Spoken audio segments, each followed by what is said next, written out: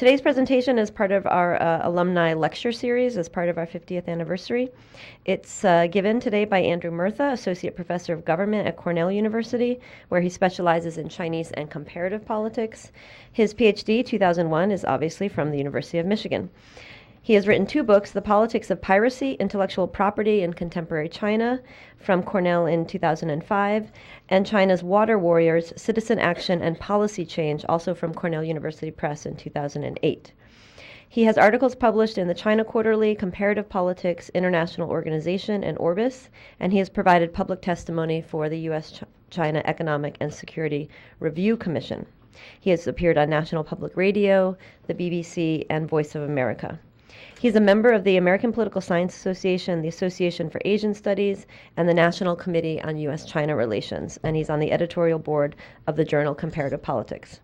Today he will be speaking on Ambivalent Allies, China, Cambodia, and the Politics of Mutual Resistance. Please join me in welcoming him. Thank you.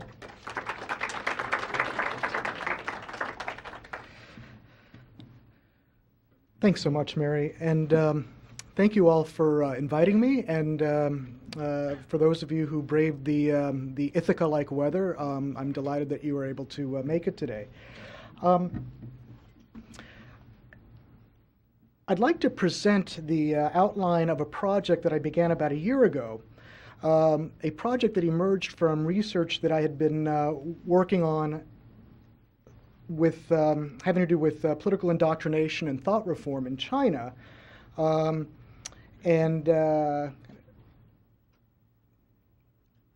Past and present, what had happened was I was trying to look for a comparison case for China based on the types of data that I've been able to get from China over the years, and I thought that probably the best source of similar types of data, which is to say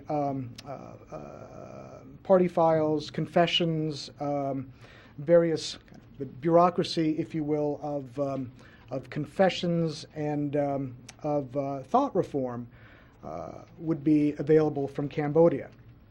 I was both right and wrong, and as I pursued that project, I got distracted and I've since undertaken a couple different projects, putting the original one back into kind of more of a long-term type goal.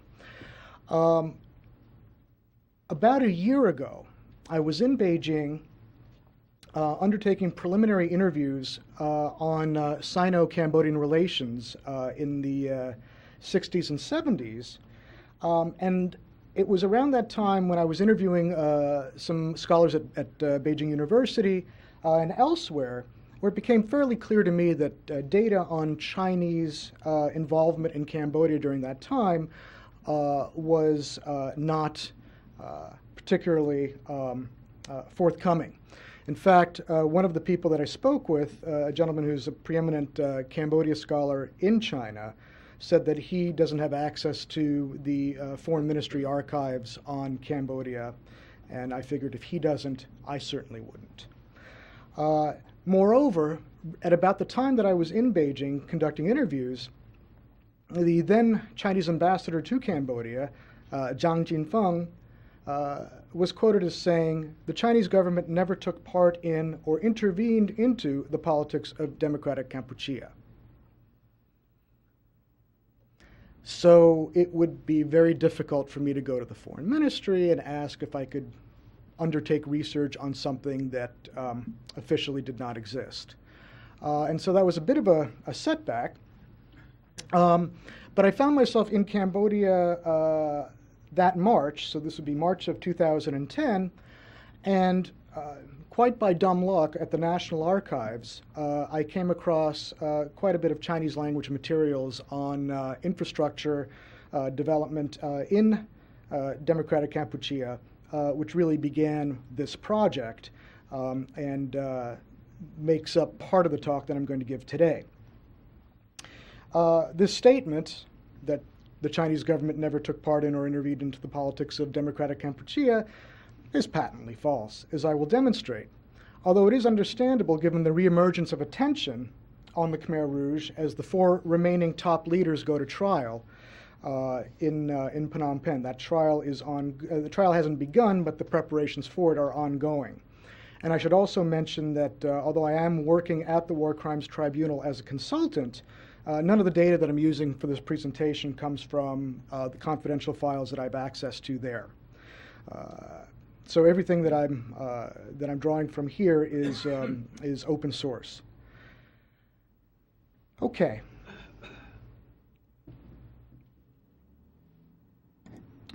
Let me start with a just to put things into context.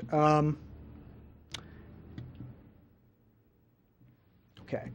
A stone's throw from the Cambodian village of Palang, nestled among pastoral scenes of sugar palms and sturdy peasant women planting the next year's rice crop, lies the ghostly specter of the vast, unfinished Krang Airfield. This airfield was built by slave laborers who were brutally murdered upon completion of their service. Now, the ranks of these laborers did not include the disgraced bourgeoisie from the cities and other remnants of the Ancien regime. Those people had been put to death in 1975 and 1976. Rather, the slave labor force was made up of disgraced Khmer Rouge cadres, including many who had, until recently, been part of the administration of the Eastern Zone bordering Vietnam. As relations between Phnom Penh and Hanoi deteriorated from 1977 onwards, the Khmer Rouge leadership suspected leading rank-and-file Khmer Rouge cadres in the Eastern Zone of secretly supporting Vietnam. What followed was a massive purge of Khmer Rouge officials, continuing right up until the Vietnamese invasion that began on Christmas Day, 1978. Up to tens of thousands of former Eastern Zone cadres were rerouted before being sent to Phnom Penh and inevitable torture and execution, and they were press-ganged into constructing the Krang Airfield in 1977 and 1978.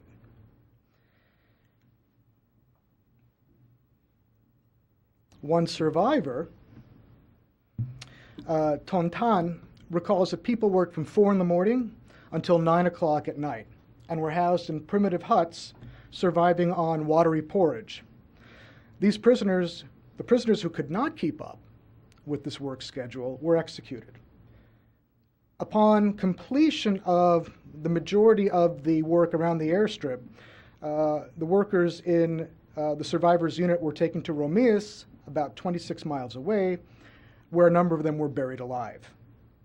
A Cambodian colonel, Ton Tun, said that subsequently about 10,000 skeletons were unearthed in Romeus and reinterred by a nearby temple. Villagers recalled that the smell of the dead bodies lingered for a decade. The province's proximity to the Eastern Zone and the construction of the airfield helps explain why the province of Kampong Chnang has the highest brutality index in all of democratic Kampuchea, that is to say, number of people killed divided by local population, according to the Documentation Center of Cambodia's 1999 mapping project. What makes the Krang Airfield particularly noteworthy is that its construction in 1977 and 1978 took place under the supervision of technical advisors from China. That is, under Chinese management. Now, even though the laborers were not under the direct Chinese control in terms of the organization of their daily routine, this came from the Secretary of Central Committee 502, a gentleman named So Met. The Chinese were nonetheless housed in villas that were on site, not far at all from the barracks housing the Cambodian labor pool. And although the Chinese expressed some reservations about the quality of the local water supply, they reportedly took to showering with coconut milk, their accommodations were relatively lavish, considering. There are even titillating, if too good to be true, reports that the Chinese enjoyed the services of Cambodian comfort women during their off-duty hours.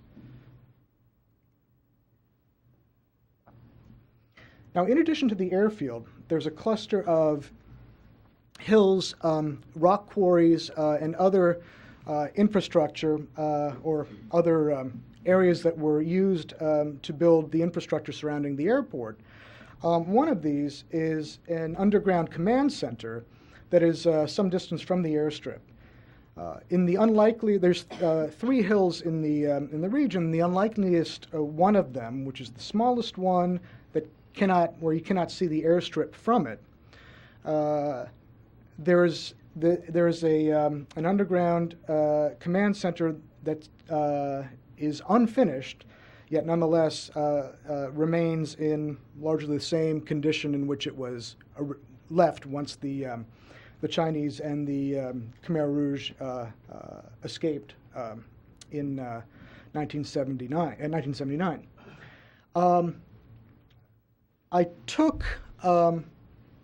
I was with a group of people, including a journalist, a couple scholars, and somebody who just wanted to check it out, unquote. It's about a half a kilometer into an area where the tunnel doesn't go any further. We're not sure whether that's where the tunnel was supposed to end or whether there was some sort of a rock slide inside. We didn't want to go around the hill to see if there was another entranceway because the area has not been swept for mines yet, so one has to be somewhat careful.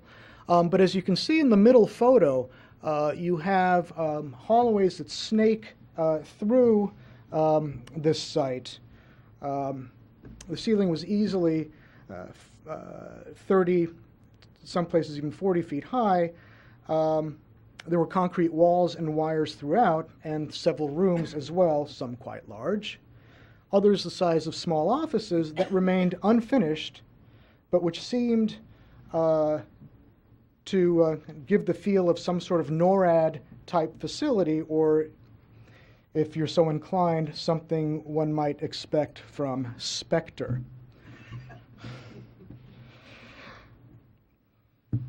Okay, so with that kind of extended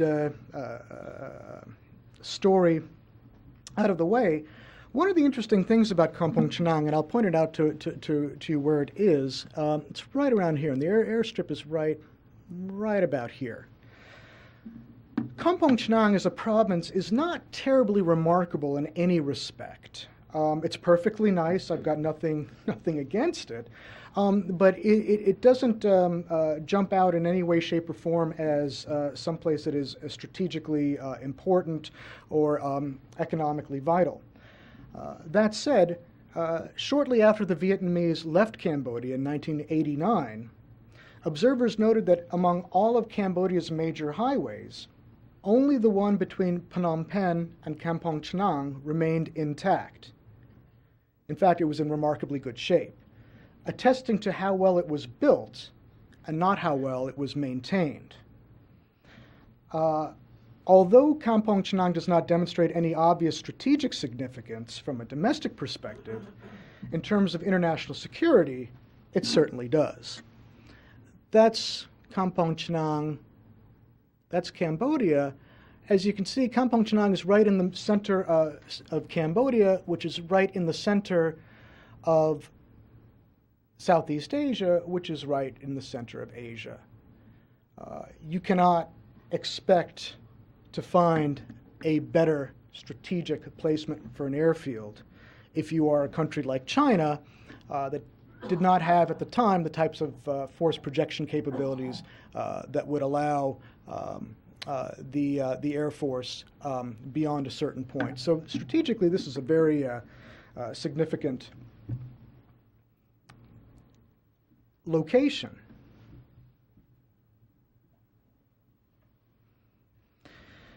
Now, with all of this as prologue, there's a number of dueling conventional wisdoms or narratives here that need to be untangled before we can really understand what's going on here. So before he was executed, a Khmer Rouge cadre named Kiev Mia said that the greatest friend of the Kampuchean people is the People's Republic of China. The current leader of Cambodia, Hun Sen, himself a former Khmer Rouge cadre, while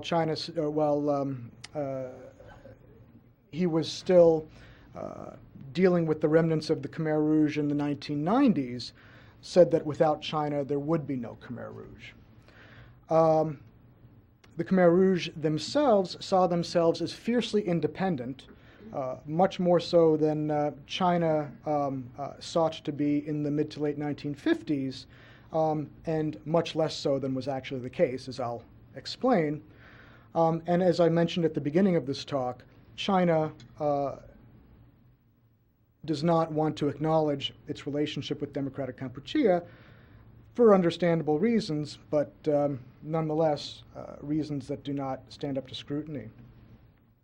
So between the Khmer Rouge desire for secrecy, for example, its leaders have several aliases each, and they did not even openly acknowledge the existence of the Communist Party of Kampuchea until 1977, a full 2 years after they had taken power.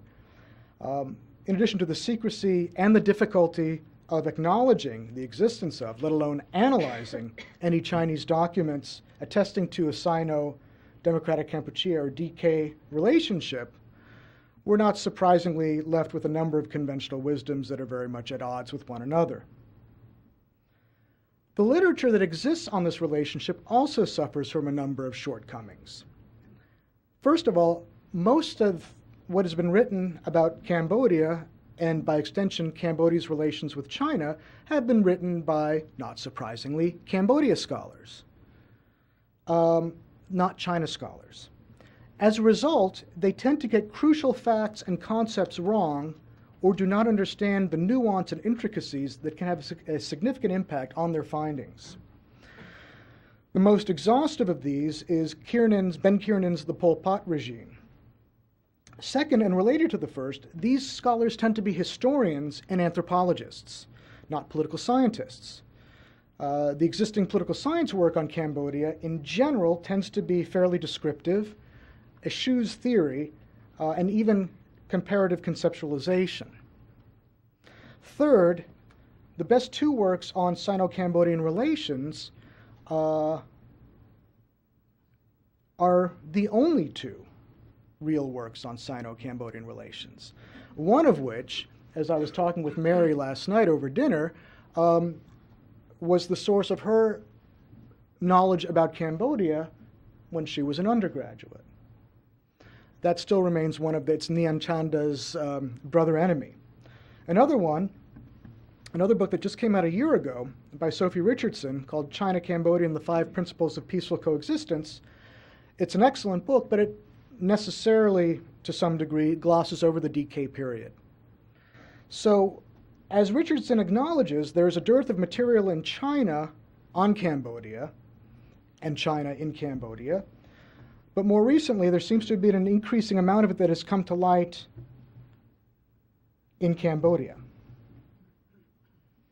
My research is somewhat less ambitious than Richardson's because I tend to agree with her, first of all, with her thesis that China's assistance to Cambodia over the past half-century has been remarkably consistent and in line with the five principles of mutual coexistence, much more so than traditional realist explanations. Rather, what I seek to do in this presentation and the research that it represents is to fill in a lacuna of her work and extrapolate from it in a way that diverges a little bit from her focus. My thesis is straightforward. Beijing's support for the Khmer Rouge was based on international commercial and strategic interests, of which developments in Vietnam comprised only a subset, and which demonstrate important continuities with Chinese external aid, assistance, and investment today. This thesis, in turn, rests on four claims that vary in the degrees to which they are counterintuitive and or controversial. We might, as I do, regard them as working hypotheses that require some sort of test to determine their veracity, to the degree that they meet the standards of internal validity, and then teasing out the degree to which they, particularly the first and fourth of them, contribute to the larger general claims that I make now or will be making later. So today I'm just going to describe them, And I'm currently in the process of analyzing the degree to which they hold, and hopefully I'll have more to say on this in the not-too-distant future. So the building blocks of the argument are as follows. The first one, I'm going to go through each of these in turn. So the first one is that the relationship between China and Democratic Kampuchea endured less because of similarities in ideological outlook, historical experience, and organizational structure, but rather despite fundamental differences along all three dimensions. What's really interesting, so in China, when people talk about the 10 years of turmoil, in Cambodia, when people talk about the Khmer Rouge regime, they talk about the 3 years, 8 months, and 20 days. It's a remarkably short span of time, although it didn't seem that way to people in Cambodia. But what's also remarkable is that this time frame also bookended another fundamental transformation that is in China. So when the Khmer Rouge took over, when they took over Phnom Penh on April 17th, 1975, Mao Zedong was still alive. By the time the Vietnamese invaded Christmas Day of 1978 and took Phnom Penh on January 9th, not only had Mao's successor Hua Guofeng been shunted aside somewhat, but the Reform Coalition led by Deng Xiaoping and Chen Yun and others had come to power at the third plenum of the 11th Central Committee in December of 1978. So while you have these 3 days, 8 months, and 20 days in Cambodia, you have a fundamental shift in the politics in China. So the Khmer Rouge rise to power coincided with the Chinese recovery from the Cultural Revolution, in which former enemies of the state were rehabilitated. And although the notion of rectification was not part of the dominant discourse in China, the differences between the norms of rectification in China and those of the emerging Khmer Rouge could not have been more stark. And this was something that was not lost on Chinese leaders, whether Hua Guofeng, Deng Xiaoping, or even Mao himself, who warned, all three of whom warned the Khmer Rouge leaders when they visited Beijing that they needed to tone things down a little bit. As such, this created a tension between the two states. Indeed, just as the pendulum in China was swinging from an ultra-radical political center in April of 1975 to a fundamentally moderate and pragmatic one in December of 1978, Democratic Kampuchea, while implementing Beijing's suggestions to put on a more moderate public face, was ratcheting up the campaign to purge the party of traitors in the ranks, rivaling and surpassing the bloodiest stages of China's own Cultural Revolution. Politically, the two regimes could not have been more different in terms of their respective political trajectories.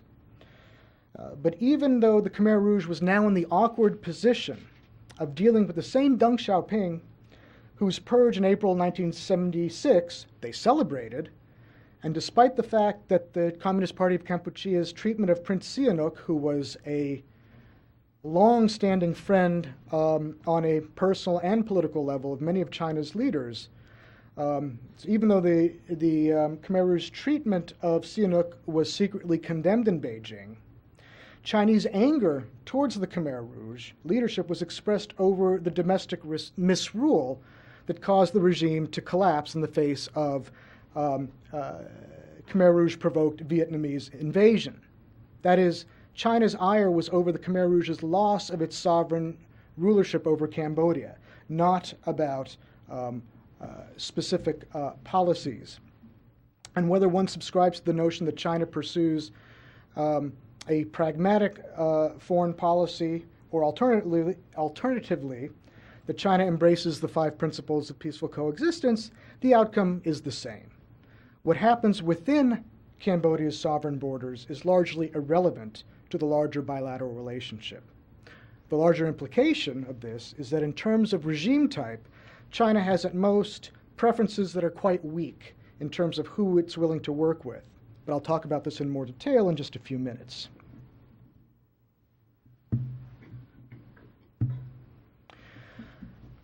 The second building block of the argument is that Democratic Kampuchea was arguably China's first genuine client state.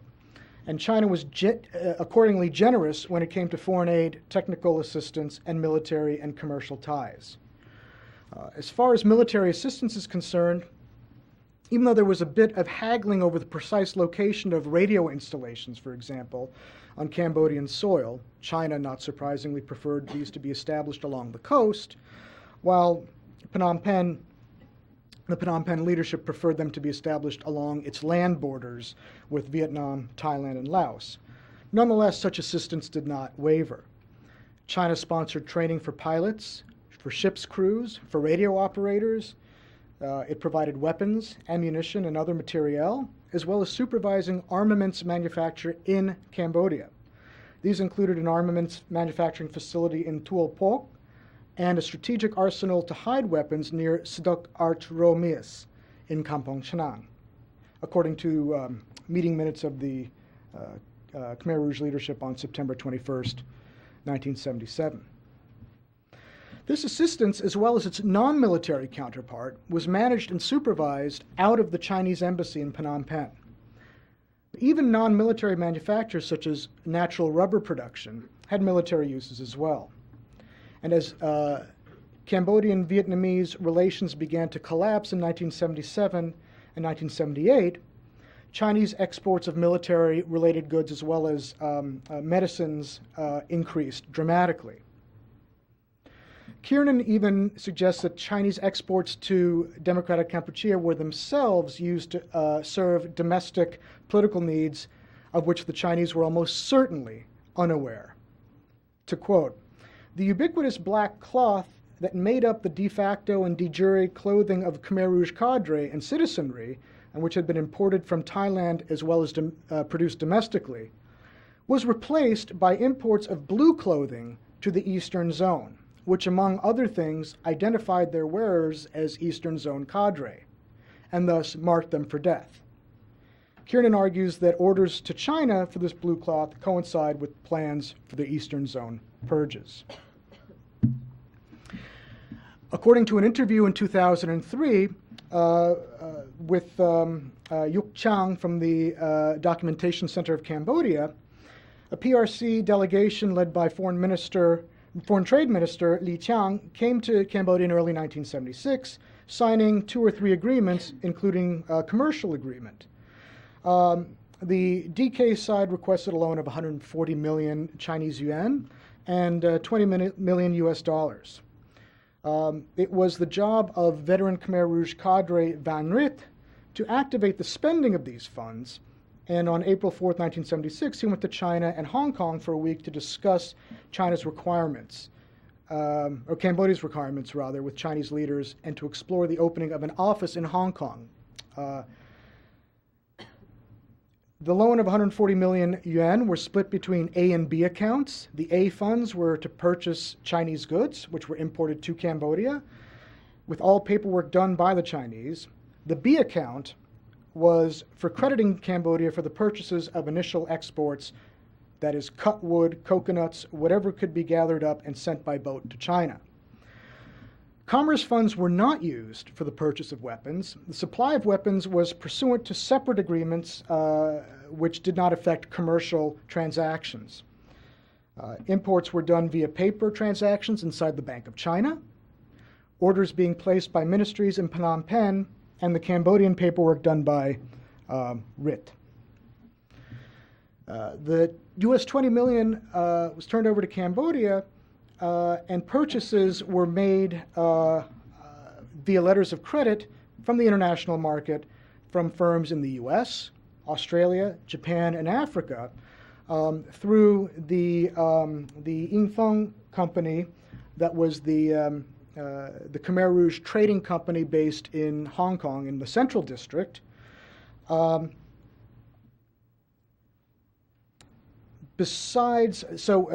was Cambodia's largest export, but besides that,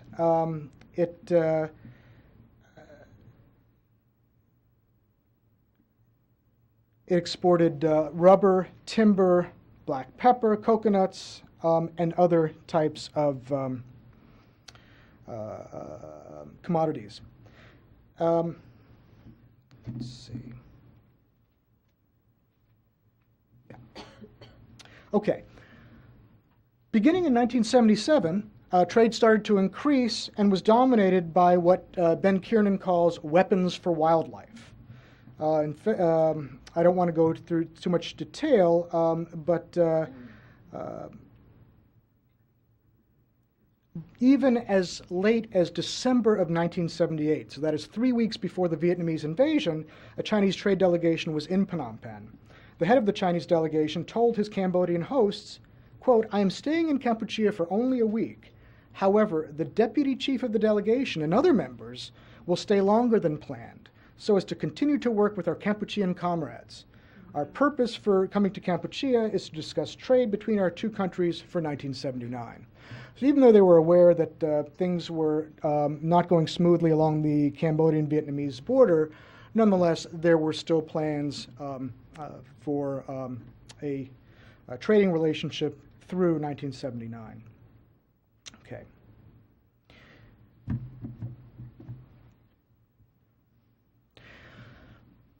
On the third building block of the argument, this notion that democratic Kampuchea was supposed to be this rural utopia, in theory at least, Cambodia scholars as diverse as Craig Etchison, Michael Vickery, and David Chandler appear to agree on the notion that the Khmer Rouge statements with regards to industrialization were simply rhetoric and almost nothing else.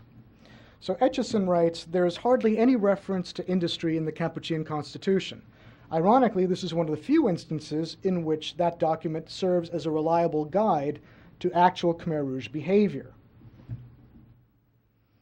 Michael Vickery, who otherwise aggressively challenges the conventional wisdom in Cambodia, is decidedly not contrarian on this particular point. He writes, "Another area of policy conflict or incoherence was in the organization of industry.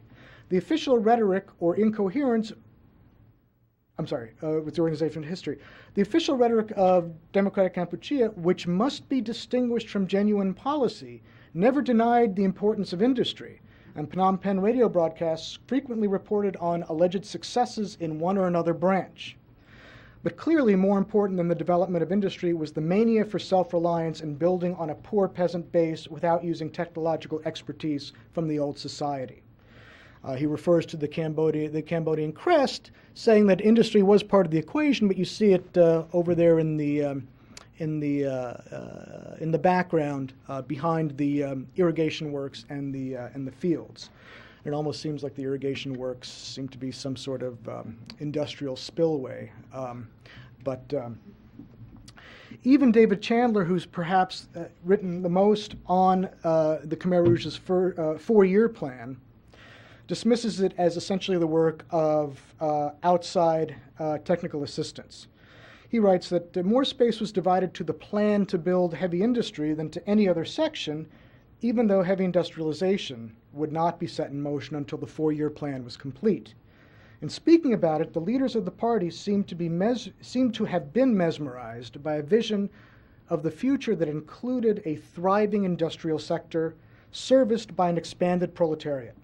Factories with smoking chimneys, after all, appeared alongside rice fields in the country's coat of arms, and a third of the candidates to the National Assembly had run as workers. This expansion would be accomplished regardless of resources, finances, or feasibility.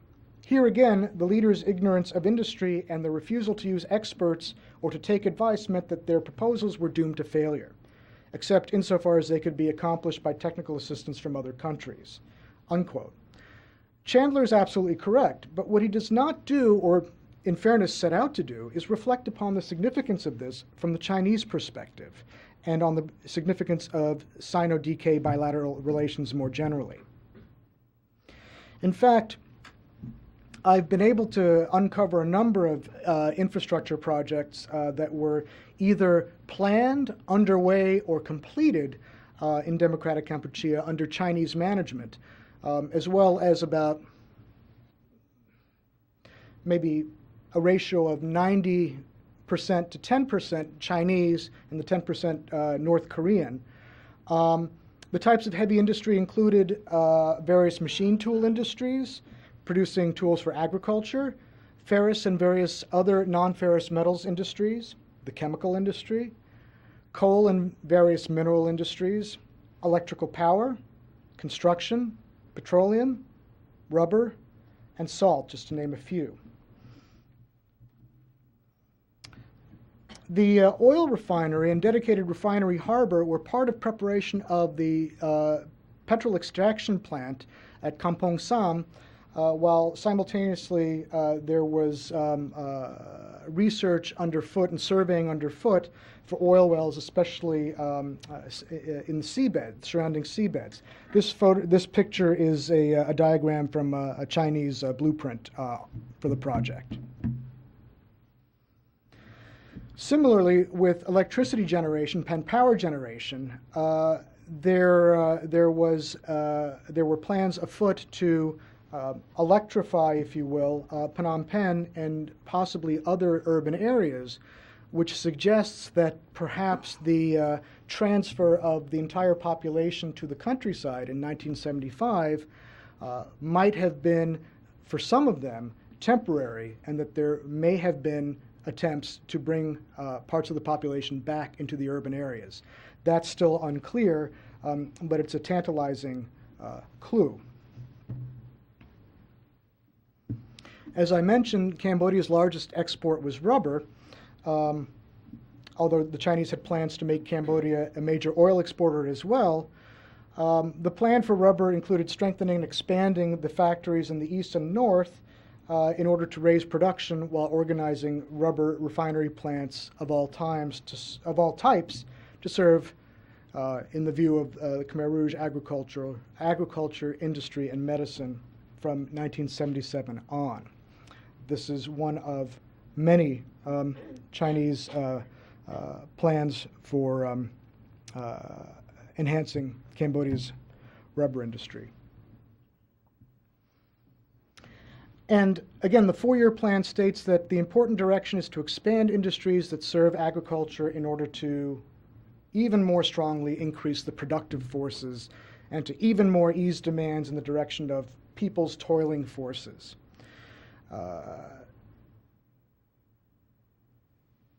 And this is one of the factories that, again, this photograph is from Chinese blueprints.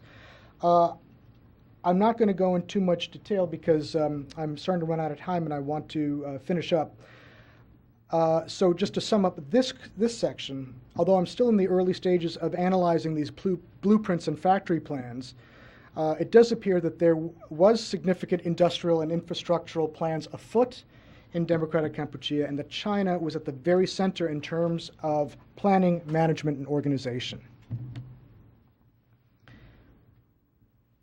Finally, as you can see, there are a number of dimensions that I can and will explore as the project evolves. However, what seems to be very clear and may prove to be the most controversial, albeit unintentionally, is the notion that there seems to be little difference in the ways in which China provided aid and assistance and other support to democratic Kampuchea from the way it does to Cambodia today, and by extension to other developing countries in the world. Moreover, if we look at China's economic and strategic relations with developing countries in Asia and Africa, China's behavior appears remarkably consistent. Now as then, Cambodia's is an aid-dependent economy, which makes this last section particularly germane. Central to understanding assistance from the PRC is the unconditional label that is applied to Chinese aid. That is, unlike the West, where individual countries or international non-governmental organizations such as the IMF place conditions on the aid it provides to financially troubled countries, and usually these conditions are at a distinct variance with the preferences of those countries' leaders. China offers assistance with no strings attached, that is, without demands for macroeconomic or political reform. In reality, as always, this is as murky as it is complex. Chinese assistance, while complicated in structure, nonetheless shows some degree of transparency that is not usually associated with PRC aid. Nonetheless, there are strings, but they are not threatening to the status quo and are seemingly benignly connected to the aid itself. So establishing a Chinese maritime presence in surrounding waters is not terribly different from China's development of the Kampong Chhnang Airfield. China's management of Cambodian industries, particularly the textile sector today, is similar to China's technical assistance in the 1970s. Chinese hydropower development along the Mekong, imports of Cambodian timber, and investment in rebuilding Cambodia's railway infrastructure are all of a piece with Chinese assistance with flood control and irrigation infrastructure during the Democratic Kampuchea era.